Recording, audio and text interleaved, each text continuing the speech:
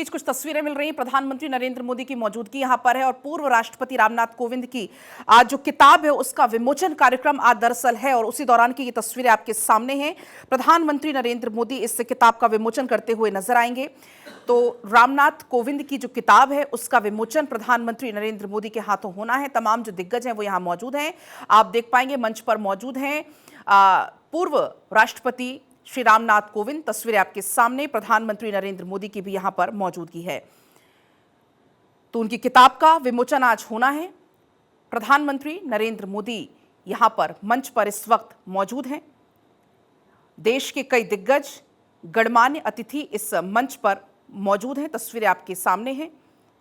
तो फिलहाल ये दिल्ली से आपको हम तस्वीरें दिखा रहे हैं जहां पर आप देख पाएंगे मंच पर मौजूद हैं स्पीकर ओम बिरला की भी मौजूदगी है। रामनाथ कोविंद की किताब का विमोचन है, Triumph of the Indian Republic, my life my struggles, ये किताब का शीर्षक है। देश के पूर्व राष्ट्रपति श्री रामनाथ कोविंद, जिन्होंने भारत के 14वें राष्ट्रपति के तौर पर यानी कि 2017 से 2022 तक देश को सेवा दी है, और विमोचनकर्ता के तौर पर प्रधानमंत्री नरेंद्र मोदी आज यहां पर मौजूद है। दिल्ली के विज्ञान भवन की ये तस्वीरें हैं। ये जो पुस्तक है ये आत्मकथा रामनाथ कोविंद के जीवन के सफर का एक बेहद व्यक्तिगत और एक प्रेरणादायक दस्तावेज है। इसमें उनके शुरुआती जीवन के संघर्ष हैं, अनुभव हैं, सफलताएं हैं और देश के सर्वोच्च संवैधानिक पद यानी कि भारत के राष्ट्रपति बनने तक की पूरी यात्रा का विस्तृत वर्णन किया गया है। ये बेहद खास तस्वीरें हैं आपके सामने। मंच पर मौजूदगी इस वक्त इस पुस्तक के माध्यम से उन मूल्यों, परिस्थितियों, जीवन दर्शन की एक झलक मिलेगी जिन्होंने उनके लंबे सार्वजनिक जीवन और राष्ट्र सेवा को आकार दिया है। तो थोड़ी देर में किताब का भी विमोचन होना है। विज्ञान भवन नई दिल्ली से ये तस्वीरें आपके सामने हैं। ये जो किताब है या ये जो पुस्तक जिसका विमोचन आज प्रधानमंत्री करेंगे, इस आत्मकथा में उनके शुरुआती जीवन के संघर्षों को दिखाया है। उत्तर प्रदेश के कानपुर देहात स्थित उनके पैतृक गांव से लेकर देश के सर्वोच्च संवैधानिक पद तक पहुंचने की उनकी पूरी प्रेरणादायक यात्रा का विवरण आपको विस्तार से पढ़ने को मिलेगा। पुस्तक में उनके वकालत के दिन, राज्यसभा सांसद के तौर पर कार्यकाल, बिहार के राज्यपाल के तौर पर सेवाएं और राष्ट्रपति के रूप में उनके कार्यकाल से जुड़े हुए अनुभवों को भी साझा किया गया है। ये जो किताब है वो भारत के लोकतांत्रिक ढांचे, संवैधानिक जिम्मेदारियां और राष्ट्र सेवा के प्रति उनके दृष्टिकोण और मूल्यों की एक गहरी झलक पेश करती है। तो फिलहाल ये मंच की तस्वीरें आपके सामने हैं और एनडीए के कुछ सांसदों की भी यहां पर मौजूदगी आप देख पाएंगे इन तस्वीरों में, जो दर्शक दीर्घा में बैठे हुए हैं। शुरुआती सालों से लेकर सार्वजनिक जीवन का पूरा ब्यौरा इस किताब में है, वो आपको पढ़ने को मिलेगा। तो किताब का विमोचन और इसी कार्यक्रम से जुड़ी हुई ये तस्वीरें आपके सामने हैं और मंच पर मौजूदगी है। तो पूर्व राष्ट्रपति रामनाथ कोविंद की किताब देश दुनिया के उनके अनुभवों का संकलन इस किताब के जरिए, और स्पीकर लोकसभा ओम बिरला को आप यहां पर मंच पर देख पाएंगे। आदरणीय नरेंद्र मोदी जी के कर कमलों से सरल, सहज, उच्च संवैधानिक आदर्शों के प्रतीक माननीय पूर्व राष्ट्रपति श्री रामनाथ कोविंद जी की जीवन यात्रा पर आधारित पुस्तक के लोकार्पण के साक्षी बन रहे हैं। माननीय कोविंद जी एक साधारण निर्धन परिवार में जन्मे। आरंभिक जीवन में कई कठिनाइयां थी, चुनौती थी, लेकिन स्कूल जाने तक भी उनको किलोमीटर तक की यात्रा करनी पड़ती थी। परंतु बाधाओं ने आपके संकल्प को कभी कमजोर नहीं होने दिया। ये पुस्तक आपकी उस असाधारण संकल्प शक्ति का जीवन चित्रण है जो हम सभी के लिए प्रेरणा का स्रोत है। संवैधानिक मूल्यों के प्रति अटूट प्रतिबद्धता के कारण अधिवक्ता के रूप में आपने अमिट छाप छोड़ी। सांसद के रूप में आपका कार्यकाल अनुसूचित जातियों जनजातियों के कल्याण, सामाजिक न्याय तथा सार्वजनिक जीवन में शुचिता के प्रति समर्पण का एक स्वर्णिम अध्याय रहा है। राज्यपाल के प्रतिष्ठित पद पर आसीन होकर आपने उच्च शिक्षा के क्षेत्र में पारदर्शिता, गुणवत्ता और तकनीकी नवाचार की नई दिशा प्रदान की गई।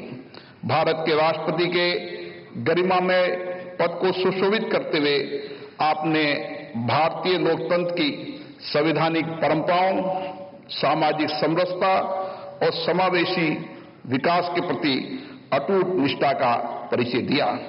आपने कई देशों की यात्रा कर भारत के अंतर्राष्ट्रीय कूटनीतिक संबंधों को भी मजबूत किया। कोविड-19 जैसी विकट चुनौतियों के दौर में आपने देशवासियों में धैर्य, एकता और विश्वास का संचार और उन्हें संबल भी दिया। राष्ट्रपति भवन को जनता के लिए सुलभ बनाना आपकी सबसे बड़ी उपलब्धि है। राष्ट्रपति पद से सेवानिवृत्त होने के बाद भी अपने चिंतन और सार्वजनिक जीवन के समृद्ध अनुभवों के माध्यम से देश, संविधान और समाज के प्रति अपने दायित्वों के निष्ठापूर्वक आज भी आप निर्वहन कर रहे हैं। लोकतांत्रिक मूल्यों के प्रवक्ता, सामाजिक न्याय के विचारक के रूप में आज भी आप निरंतर राष्ट्र निर्माण में योगदान कर रहे हैं। मुझे विश्वास है इस पुस्तक के माध्यम से आपके जीवन के ऐसे कई महत्वपूर्ण प्रसंग हमें प्रेरणा देंगे ताकि वह आने वाली पीढ़ी के लिए मार्गदर्शक होंगे। मैं माननीय रामनाथ जी कोविंद जी को उनके जीवन आधारित रचना के लिए हार्दिक शुभकामनाएं देता हूं, बधाई देता हूं।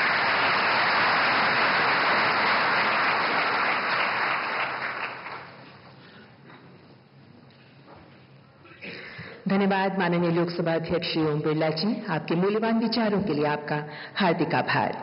आदरणीय अतिथिगण, भारतीय राष्ट्रपति केवल राष्ट्राध्यक्ष नहीं बल्कि राष्ट्र की आत्मा के सजीव स्वर भी होते हैं।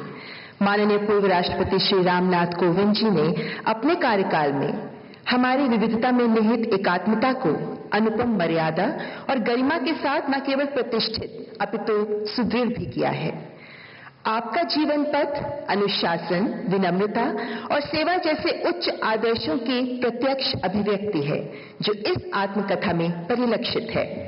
इस विशेष अवसर पर मैं माननीय पूर्व राष्ट्रपति श्री रामनाथ कोविंद जी से विनम्रता पूर्वक अनुरोध करती हूं कि कृपया अपने प्रेरणादायी विचारों से हमें अनुग्रहित करें।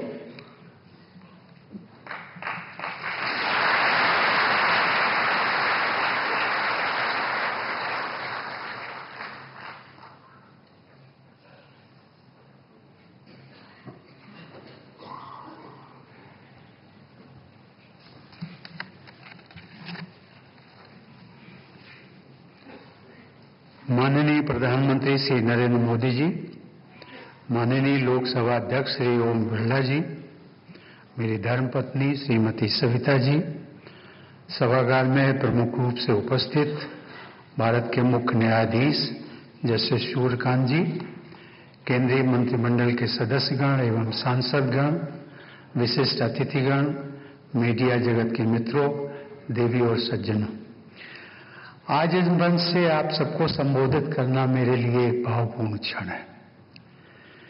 आज तक मैंने अनेकों बार आप सभी को विभिन्न अवसरों पर संबोधित किया है, परंतु आज का ये अवसर मेरे लिए अलग है क्योंकि आज की चर्चा का विषय मेरा अपना निजी जीवन है। मेरी आत्मकथा Triumph of the Indian Republic, my life my struggles के विमोचन के अवसर पर इस कार्यक्रम में सम्मिलित होने के लिए मैं आप सभी का हृदय से आभार व्यक्त करता हूं। मैं सोच रहा था कि आज मैं क्या बोलूं। सब कुछ तो मैंने अपनी इस आत्मकथा में लिख ही दिया है, पढ़ने वाले पढ़ ही लेंगे। फिर भी इस अवसर पर मेरे हृदय में कुछ स्मृतियां उभर रही हैं जिन्हें आपके साथ साझा करने का मन करता है। देवी और सज्जनों, मेरा जीवन उत्तर प्रदेश के कानपुर देहात जिले के एक छोटे से गांव परौंक से शुरू हुआ। वो गांव छोटा था, लेकिन वहां एक ऐसी अनमोल पूंजी मुझे विरासत में मिली जो किसी भी संपत्ति से बढ़कर थी। आपसी संवेदना व भाईचारा और समुदाय की गहरी भावना।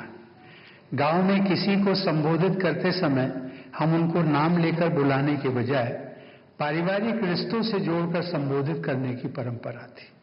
किसी को चाचा चाची, किसी को भैया दीदी, बेटा बेटी, दादा दादी, अम्मा बप्पा ताऊ आदि कहकर एक दूसरे को यथा योग्य संबोधित करते थे। प्रेम और स्नेह पर आधारित मानवीय संबंधों के संस्कार जो मेरे जीवन का अभिन्न हिस्सा बने, वो मैंने अपने गांव में ही सीखे। हमारा घर बहुत साधारण था, घास फूस का बना हुआ। बरसात के दिनों में उस घर से की छत से पानी टपकने लगता था। मैं और मेरे परिवार के लोग एक कोने में खड़े होकर बारिश रुकने का इंतजार करते थे। कई वर्षों बाद जब मैं 2017 में राष्ट्रपति चुना गया, तो वे स्मृतियां मेरे मानस पटल पर पुनः लौट आई। और उस समय मैंने कहा था, कोट, कि आज भी भारत के किसी गांव में शायद एक छोटा सा रामनाथ टपकती छत के नीचे खड़ा होगा और एक बेहतर भविष्य का सपना देख रहा होगा। अनकोट। देवी और सज्जनों, आज मुझे ये देखकर संतोष होता है कि नए भारत में ऐसे करोड़ों लोगों को छत मिली है। प्रधानमंत्री आवास योजना ने असंख्य गरीब परिवारों को केवल मकान नहीं दिया, बल्कि गरिमा और सुरक्षा का एहसास भी दिया है। जो कभी टपकती छत के नीचे खड़े रहे हैं, वे ही जानते हैं कि पक्के घर का अर्थ क्या होता है। देवी और सज्जनों, मेरे जीवन में मैं जो कुछ भी बन पाया, उसमें मेरे पिताश्री का बहुत बड़ा योगदान।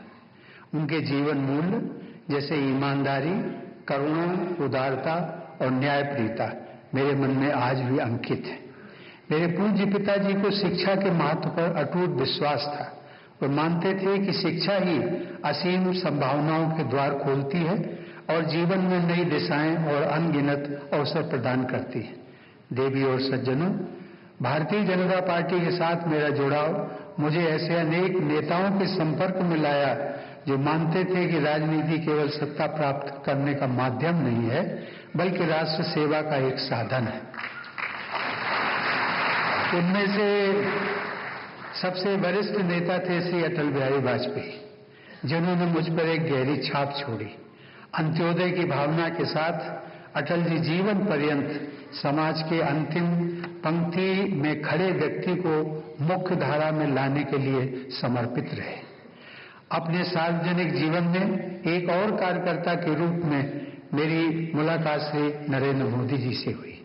उस समय वे पार्टी संगठन में अत्यंत सक्रिय भूमिका निभा रहे थे। संगठन के कार्यक्रमों में उनके साथ काम करने का अवसर मिला। इस दौरान उनकी जिस बात ने मुझे सबसे अधिक प्रभावित किया, वह थी उनकी दूरदर्शिता, विकास के प्रति उनकी प्रतिबद्धता और साधारण कार्यकर्ताओं से सहज जुड़ने की उनकी क्षमता। शासन और विकास के विषय में उनकी बातों में एक स्पष्टता और दृढ़ता दिखाई देती थी। मैंने उनके भीतर संगठनात्मक दक्षता और दूरदर्शी सोच का अद्वितीय संगम देखा। देवी और सज्जनों, मेरी राजनीतिक यात्रा का आरंभ भाजपा के साथ हुआ। उसका एक कारण था कि इस पार्टी में राष्ट्र सर्वोपरि की बात चरितार्थ की जाती है। यहाँ वंशवाद, परिवारवाद, जातिवाद व क्षेत्रवाद जैसी सामाजिक विकृतियों से ऊपर उठकर देश के समावेशी विकास पर बल दिया जाता है। इसमें एक साधारण शिक्षक का पुत्र अटल बिहारी वाजपेयी जैसे पार्टी के सर्वोच्च नेता व देश का प्रधानमंत्री बन सकते हैं। इसमें स्टेशन पर चाय बेचने वाले एक पिछड़े वर्ग से संबंधित श्री नरेंद्र मोदी मुख्यमंत्री तथा देश के प्रधानमंत्री बन सकते हैं। यही नहीं, समाज के कमजोर वर्ग से आने वाला मेरा जैसा व्यक्ति भी राष्ट्रपति के पद तक पहुंच सकता है। वास्तव में यही भारतीय गणतंत्र की सच्ची विजय गाथा है। देवी और सज्जनों, आज जब मैं पीछे मुड़कर देखता हूं तो महसूस करता हूं कि परौंख से राष्ट्रपति भवन तक की ये यात्रा मेरी व्यक्तिगत उपलब्धि नहीं है। ये भारतीय गणराज्य की विजय है। ये हमारे संविधान में निहित आदर्शों की विजय है और ये करोड़ों साधारण भारतीयों की आकांक्षाओं की विजय है। मुझे विश्वास है कि मेरी जीवन गाथा देश के लाखों करोड़ों युवाओं के लिए आशा और प्रेरणा का स्रोत बनेगी। देवी और सज्जनों, आज इस अवसर पर अपना बहुमूल्य समय देने के लिए मैं माननीय प्रधानमंत्री जी के प्रति हृदय से कृतज्ञ हूँ। आपकी गरिमामय उपस्थिति ने इस अवसर को मेरे लिए और भी विशेष एवं अविस्मरणीय बना दिया है। इस पुस्तक की परिकल्पना से लेकर इसे पूर्णता तक पहुंचाने में महत्वपूर्ण योगदान देने के लिए मैं प्रकाशक रूपा पब्लिकेशंस को भी धन्यवाद देता हूं। और अंततः आज यहाँ उपस्थित आप सभी का मैं हृदय से आभार व्यक्त करता हूँ। आप सबकी उपस्थिति ने इस आयोजन को सार्थक एवं यादगार बना दिया है। धन्यवाद। जय हिंद।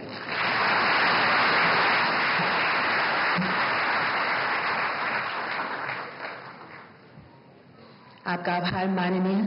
आपके सार गर्भित उद्बोधन के लिए मैं हार्दिक कृतज्ञता प्रकट करती हूँ। सम्मानित अतिथिगण, अब मैं माननीय प्रधानमंत्री जी से सादर अनुरोध करती हूँ कि कृपया पुस्तक विमोचन के लिए मंच पर आगे आए। माननीय प्रधानमंत्री जी, आपसे विनम्र अनुरोध, कृपया पुस्तक विमोचन के लिए मंच पर आगे आए।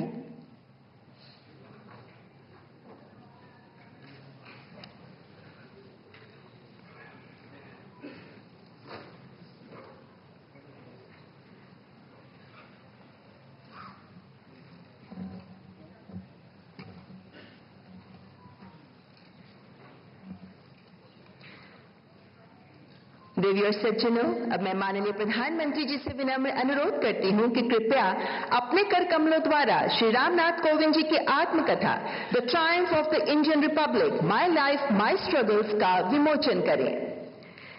मान्यवर, रूपा पब्लिकेशंस इंडिया द्वारा प्रकाशित ये जीवन गाथा हमारे गणतंत्र की प्रगति यात्रा को दर्शाती है।